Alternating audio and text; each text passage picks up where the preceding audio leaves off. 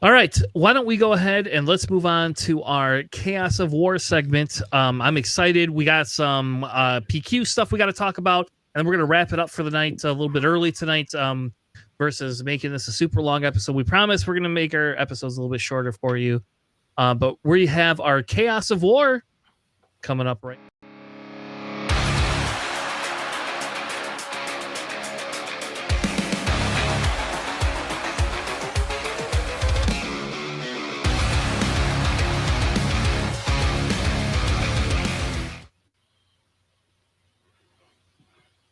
All right, welcome to our Chaos of War segment. I did play the video, Alex, just so you know. We are going to be talking about set 3, week 2 PQ. I don't know, is this season 0? Is that what they're calling it? Whatever this season is, I don't know what it is, but it is definitely week 2. It is our January 12th and 13th. It's PQ weekend. For now, we're not covering Star Champs unless there's some crazy list that comes out of Star Champs that wins a bunch of stuff. I'm only going to be covering PQ information, and I apologize. It's just there's too many. You have the ability to have too many games. We could have like a 5-hour podcast if we covered Star Champs, and I just don't know if that doesn't seem like a ton of fun. But this week we have a couple of cool things that we haven't seen before, and then we have a million Hans. So you're going to see a million Han, and then you're going to see a bunch of cool stuff. So real quick, I'm going to go ahead and run over a few of the top decks, and then we're kind of going to get into some of the statistics for what's going on. So the first PQ out of France, an Anakin ECL takes it down. Yes, I've actually seen people online playing this deck a lot more. So I don't know if people think this thing is going to be the most amazing thing in the world, but hey, we got an Anakin ECL, which we have not seen take shape before. We also have Han 1 Yellow came in second. No surprise there. Next, we have an Anakin Blue taking down a France tournament over a Kylo Tarkin, which is exciting. My nephew's going to be super excited when he sees this episode because he's going to be like, oh, can I rebuild my Kylo? And who's going to sell me a Kylo showcase cheap because he wants a Kylo showcase. They're not cheap right now, but that's kind of cool. I like seeing the Kylo Tarkin because that's crazy. That's like, you better win by turn 4. That's what that deck should be called. We win by turn 4 because I just can't imagine how much health you can have after that. Spain was won by a Han Yellow. No surprise there. We also have a CAD Tarkin coming in runner-up. The Germany one was won by a Mace Blue. So JJ, you're not allowed to copy this deck. Thank God for the deck before we did the segment. That's kind of just a throwback to our Rondell transition segment where we're going to be playing new decks. JJ got a random deck of base blue, and look, it took down a PQ. And this is like almost a 70 PQ. It beat Yellow Han, right? Like that's crazy to me. That might mean Hero Blue, Red Blue might actually be able to beat Yellow Han. I don't know. That's exciting. I like seeing that. The next one is a Polish one. They had a Django Tarkin took down a Sabine ACL. A UK number 1. I have no idea where in the UK how far these places are apart. They all got their own PQ somehow. Han Blue took this down. Like Han 1 Blue took it down, not Han 2, Han 1 Blue. And then a Quinlan Tarkin. The second UK one was Sabine ECL versus Quinlan Tarkin. Now we're moving on to Denmark. A Boss Green took down an Anakin Blue. Boss Green, I told you that deck was coming back up to the top last week, and here we see it again. Copenhagen having a fun meta. Yeah, like that's where I want to go play. Somebody send me over there. Right, it's like the X-Wing Alaskan meta. Yeah. Now we have Phoenix, Arizona back in the US. Anakin Blue took that down. We're going to review that deck tonight. There's a couple of tweaks in there from last week, and I wanted to talk through that with Alex a little bit. Took down a Han 1 Green. Then Rochester, New York had 2 Han Yellows, so I mean, it is what it is. There's actually one PQ, I think it says PQ, that all of the top 8 were Han Yellow except for one. There's one deck that was different. So that will not be a feature this week. We are not going to cover that this week, but we will talk about that going forward because that's crazy. The next one is Florida. Unfortunately, our buddy Crispy did not make top 8, but a Han Yellow took it down. George took that down. Love George, good friend, or not friend, but good guy that I talked to a lot on Discord. Helped me with some Hondo stuff. Real good guy. Took down a Sabine ECL. So there we go. We see Han Yellow again. And then the last one that we're going to report on tonight is Louisville, Kentucky. A Sabine ECL took down a Quinlan Tarkentown. So before we get into the numbers, what are your guys' initial thoughts? Oh, it seems like a relatively healthy meta, except for, New York. Yeah. Except for New York that had nothing but Han. Way to go, Rochester. Yeah, I looked it up. New York, Rochester, their tournament, the top 4 was yellow Han. The one of another top 8 was a yellow Han, so that's 5 top 8s. One of them was a green Han, and the other one was a Django Tarkentown and a Quinlan Tarkentown. Way to go, guys. You did it. Yeah, it's really nice to see across the board, like seeing set 1, 2, and 3 leaders like making the top cuts here. It's just really good to see that the meta is still heading in a pretty good direction with this new set here. Just glad to see all the different types of lists, the way that they designed them. Just going through them, it's really interesting to see how different people just combine different styles of decks, even for the same leader. Just means that there's a lot of great cards out there that help you design these decks in such a way that you have that flexibility to change it up and still be competitive. So it's really great to see that. All right, let's get into the overall analysis. So this is a combination of week 1 and 2 plus the little bit we had in December. It looks like Sabine is still holding on to that top spot of wins with 6 overall wins, followed very closely with Han Yellow. So I don't know whether that's scary or not scary. When people have been playing, ECL Sabine since set 1, right? So it is something they're incredibly familiar with. So that would make sense. I think the Han Yellow Rise, though, that's a hard deck to play. Yeah. I agree. But that deck is on the rise. And then as you can see, everything else just kind of falls off to 1 win. Let's look at some top 8s. Han Yellow, though, is exceeding Sabine now officially with almost 20% of the top 8s. And maybe it's just that Rochester that's throwing us off. Screw you, Rochester. But if you take the Han Green plus the Han Yellow, that's 42 top 8s. That's crazy. That's crazy, right? That's a lot. So that means, when we talk about this, so the reason we have these conversations, right, is because the idea is that now you kind of know what people are going to bring. People see this is going to be emulated. People are going to emulate this Han Yellow. I got a local that has played Sabine Green since the beginning of set 1, already talking about flipping to Han Yellow. Tried to flip earlier, didn't have success. Now's already back on that bandwagon, bought a showcase, wants to play Han Yellow. And it's man, hold on a second. I think Han Yellow is a lot harder to navigate, and I'll actually be a little bit more excited if people don't learn how to navigate Han Yellow, because it'll be easier wins. If you don't know what you're doing, Han Yellow wins every time. But I will say it's a little scary between those two. Those two take up, a good 35% or more of the meta.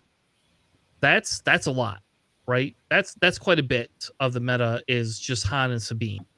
I don't know. What do you guys think? I mean, yeah, that one PQ definitely did skew the results quite a bit, but still, I mean, it's definitely not an easy deck to master. But I mean, with more cards that come out and stuff, and the meta change coming with the new set here, I'm sure we'll see the shift over again. It's nice to see that Han making that resurgence. After Han was kind of that middle to top tier, and now making it to top tier now. vacating the power gap that Boba left behind. So yeah, I mean, it's I think it's good to see Han making his comeback for the time being now. It will be interesting to see if he gets dethroned with the next set coming out with the advent of pilots and stuff. But yeah, I think it's still a very fun deck. Yeah, I mean, like it. I mean, it's strong. Obviously, I'm sure someone will figure out how to do it. Like, I mean, it just does well generally against what the decks people are bringing right now, because like it messes with what they're playing, right? So like, I could see it. I get it. I don't know. So, all right, let's move on to a few more statistics. Sorry, my phone went off. Really? My bad. It's not on mute. Strong comedic timing there, JJ. Sorry, my bad. All right, let's move on to the most represented leaders. Han, obviously, we just talked about it. Han, Sabine, Quinlan, Django, then Cad and Bosk, and then Pelp. I love seeing that Pelp in there. Pelp in that sixth place. Yeah, love that. So it's a little interesting to kind of see some of those lists. If you look at leader cost, the most tops that we have is at the 6 cost resource, and then it severely drops off. Like, so between that 5 and 6 is kind of that sweet spot. Obviously the 4 cost is all Sabines. That's what it seems like. So, and then you could kind of see, for the most part, set 1 leaders. Look at that. Like, set 1 leaders are OP, baby. Like, holy crap, is that like going crazy there. I don't know 100% if I like think that's like, it's just the Hans and the Sabines. Is that why? Hans but and like Sabine, right? Yeah. Like the 2 biggest Yeah. leaders. And Palpatine. Don't forget Palpatine. If we looked at the numbers earlier, right, they make up like probably 70 to 80% of those numbers, right? So 4750, baby. But yeah, so it's interesting to see set 1 was designed very strong. So why don't we get into a little bit of the list? So I threw the Han Yellow list in here because this like is now different. Really the main difference is they're now adding jetpacks in here. That's really the big difference, and Zoris. Outside of that, I think a lot of these have kind of been the similar common ones. I will say, like, this is the guy that I think he lost like 2 games, not 2 rounds, 2 games the whole tournament. So I wouldn't be surprised to see this as a kind of as a staple coming out. I will say the Plos in the sideboard is a little unique. I'm not used to seeing that, but I guess the ambush makes sense if you have units on the board. That tech DJ combo that we talked about is just so strong. Just so good. It was really nice.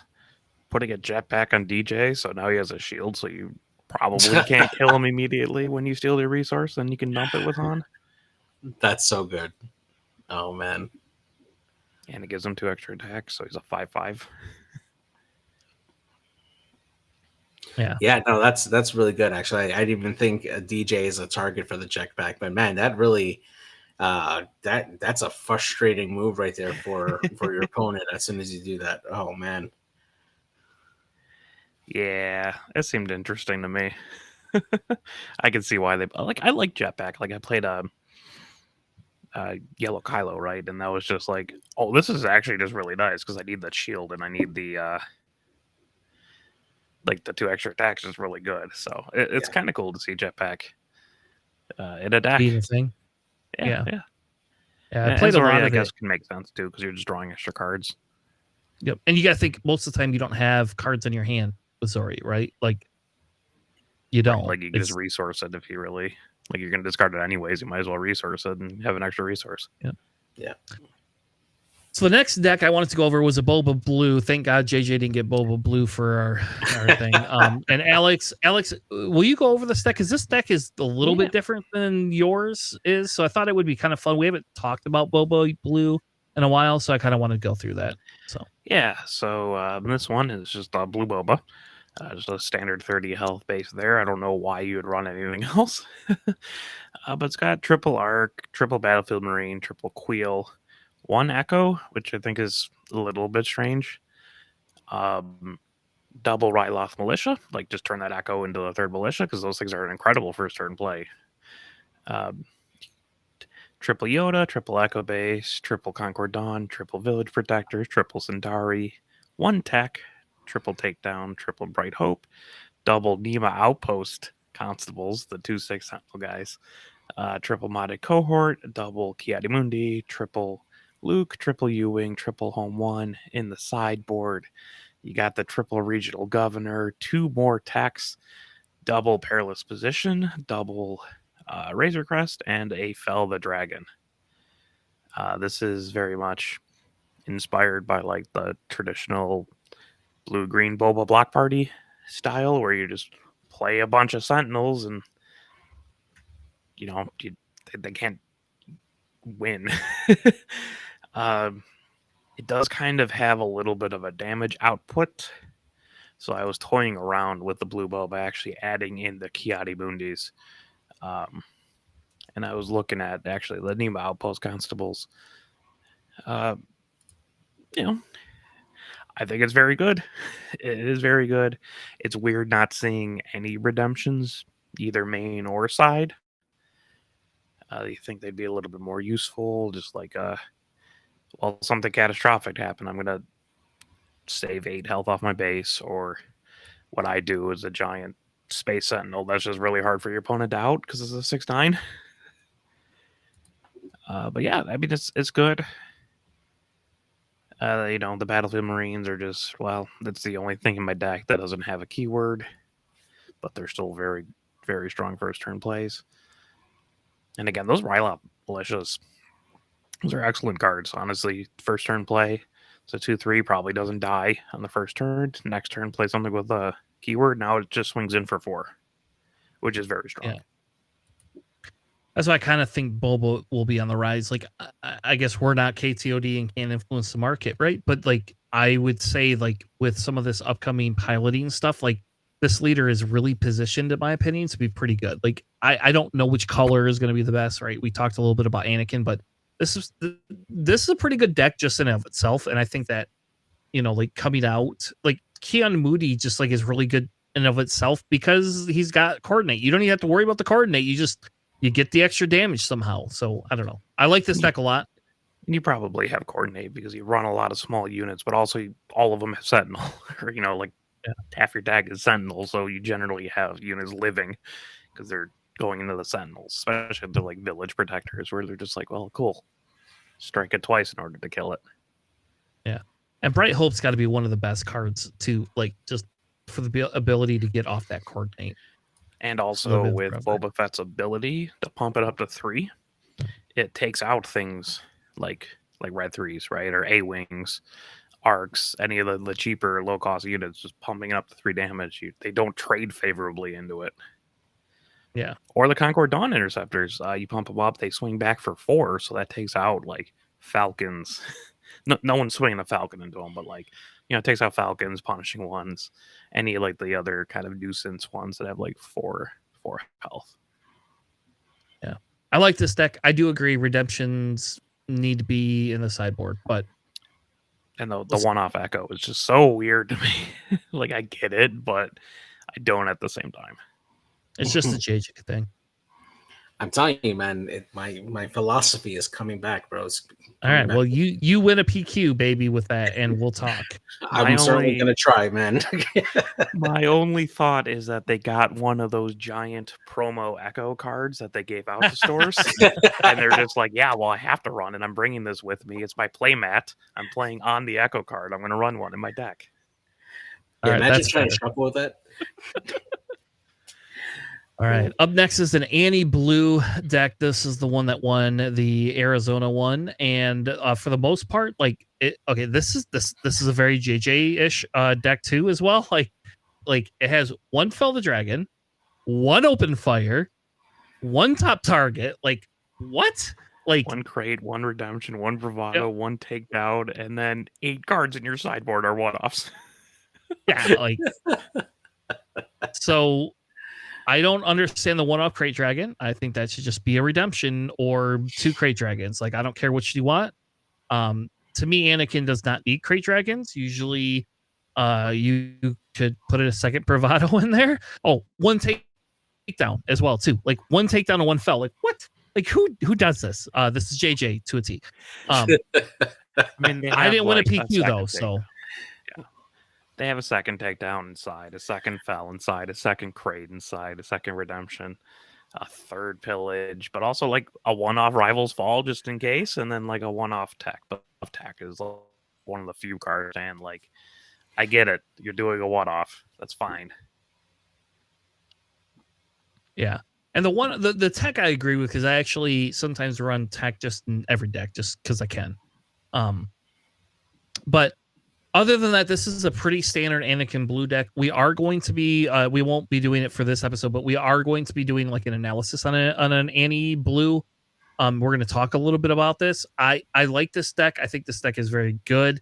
Again, you have your light sentinels, you have your healing, you have your ability to take things out. You have your K2SOs. Other than some of the weird one-off things, I think this deck makes a lot of sense. I almost would drop 1 Obi-Wan, I think, for a consistency card somewhere. Like, I'd probably drop 1 Obi off for like maybe a second open fire. Probably actually a second Fell the Dragon, honestly. Even though like Anakin usually can deal with those kinds of threats because he gets the extra 2 attack. Yeah. Yep. I agree with it. That Fellow Dragon just is so good, especially in the late game. So, all right, let's move on to the next one. This one, we're going to talk about this. This is a Mace Blue. We've not seen Mace Blue before. So JJ, what is this? Why don't you read this deck to us? Let's talk about this deck. Yeah, so this Mace Blue deck here, we got it's a deck after my own heart, honestly.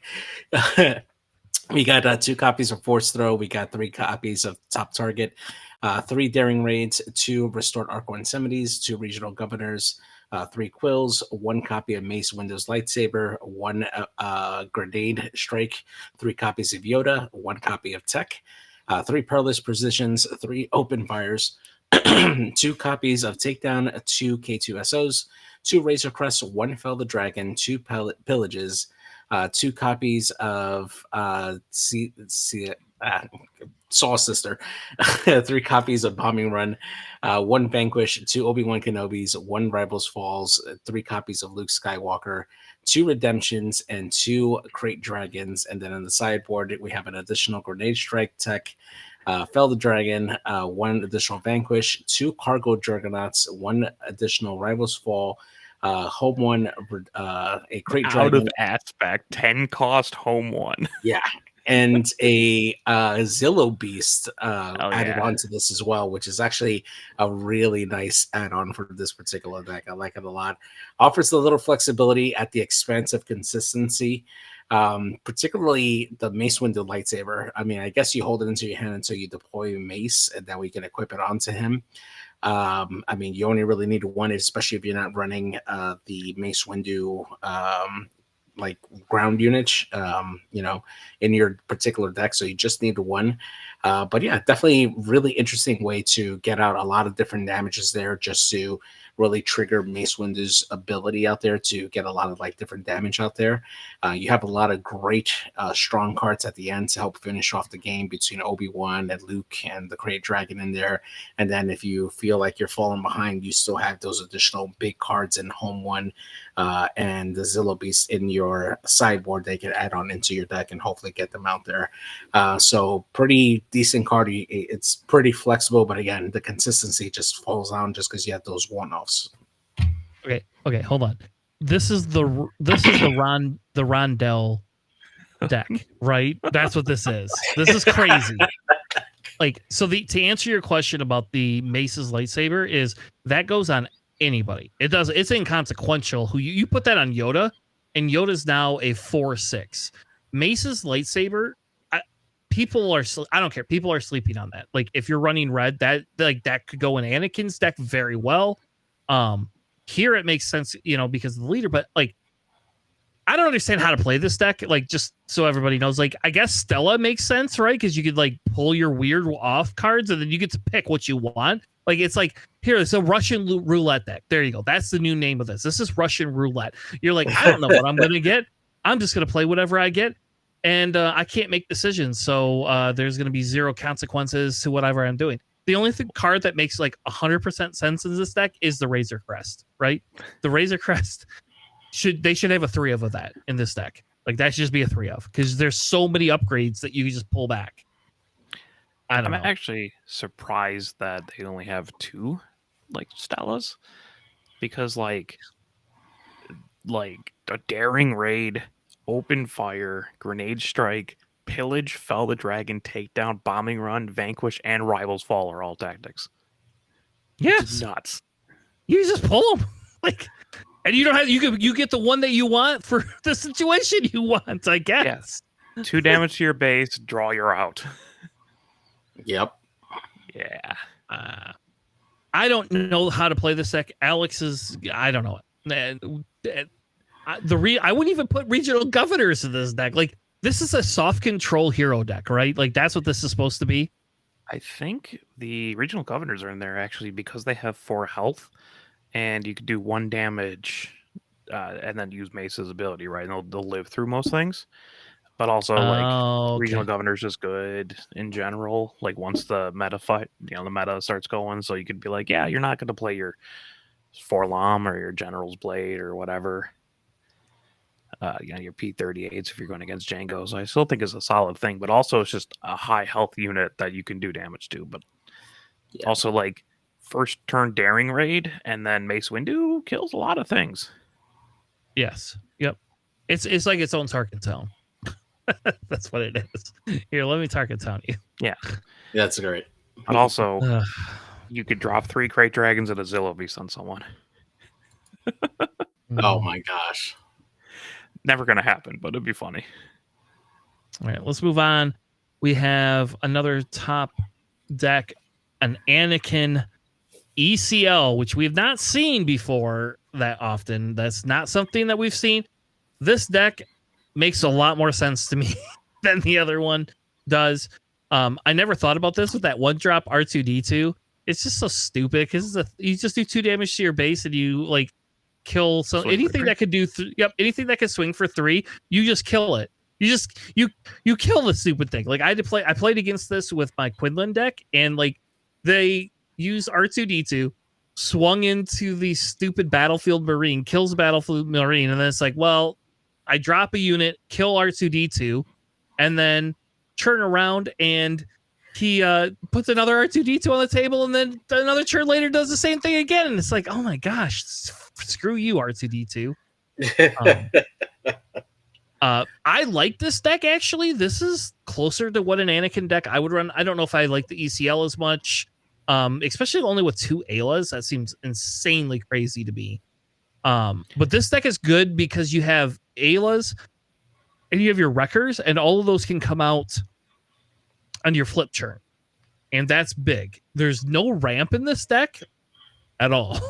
This is a no ramp frills deck. That's doing damage to your base. And Anakin, thank God Anakin doesn't benefit from having a lower health base either. Like, could you imagine, like, ugh.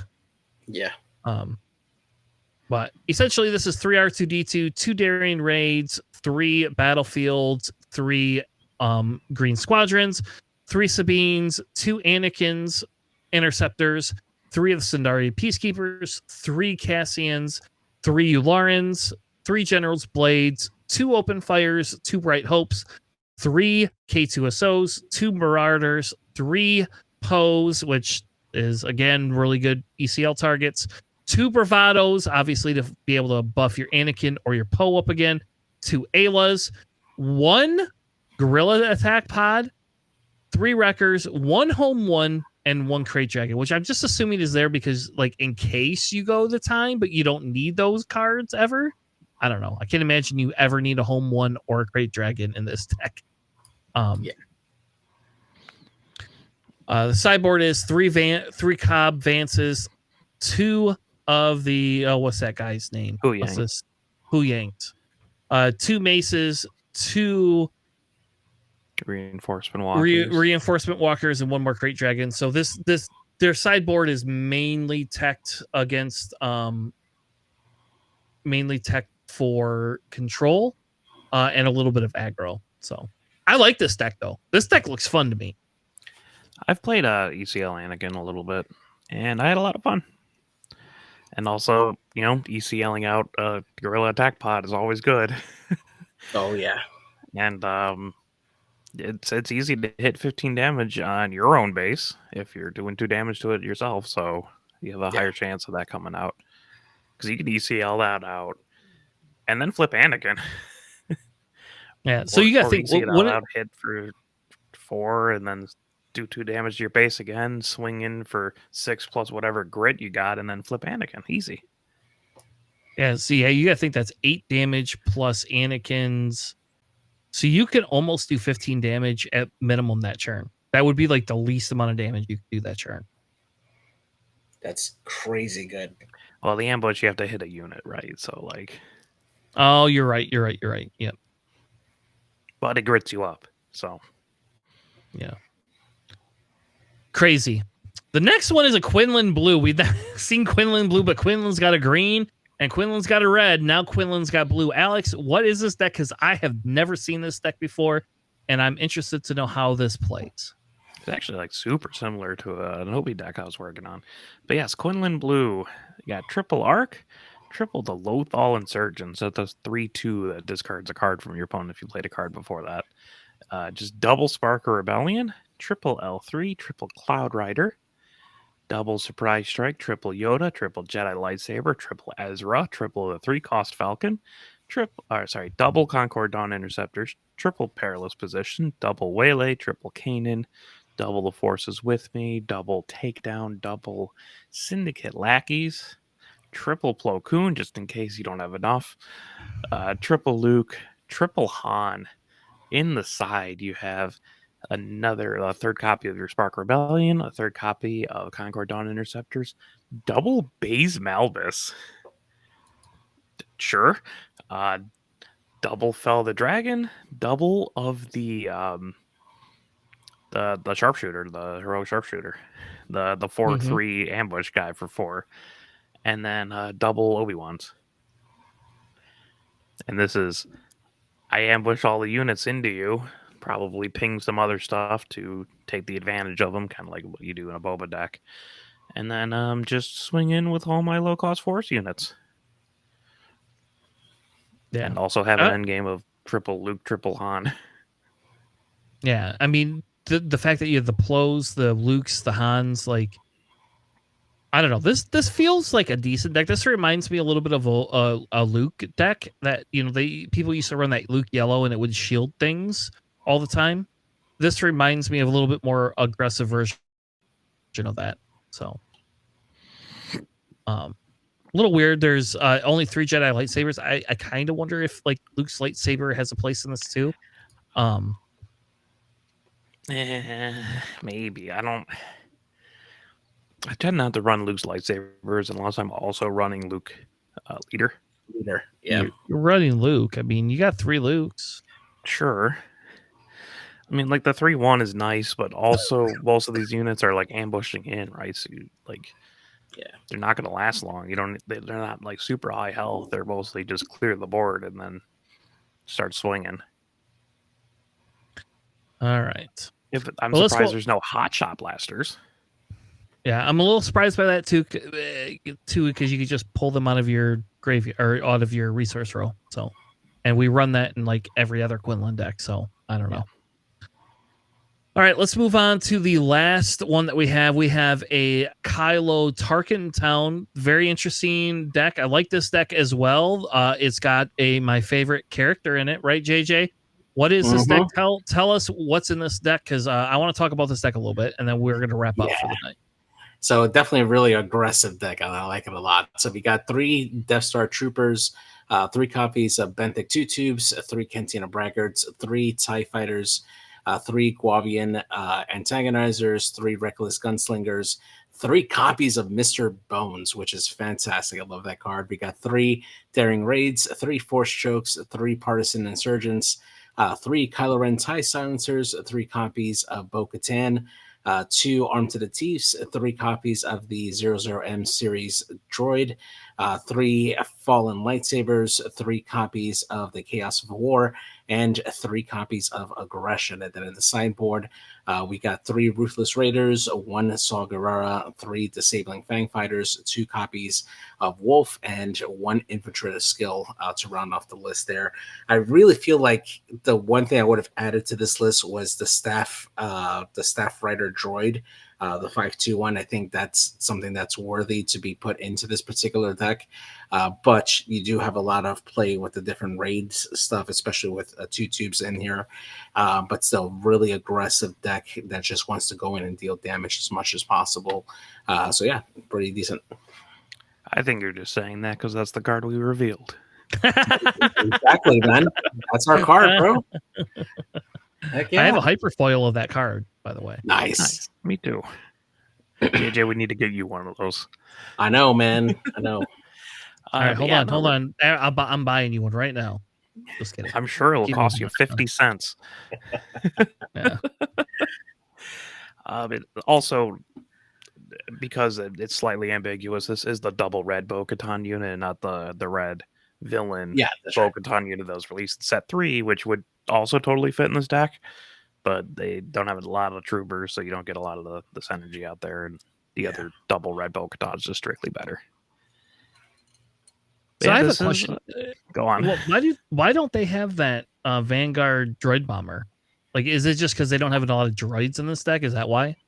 It's a separatist unit that you need for the extra damage, and I don't think they have any separatist units other than the OM droid. So I see. If you switched it a little bit, then you could. I am actually a little surprised they don't have something like Dooku in the side. Because like actually just sacking off a stormtrooper, like a stormtrooper like Mr. Bones, and dropping a Dooku is very good when you could dole out 6 damage.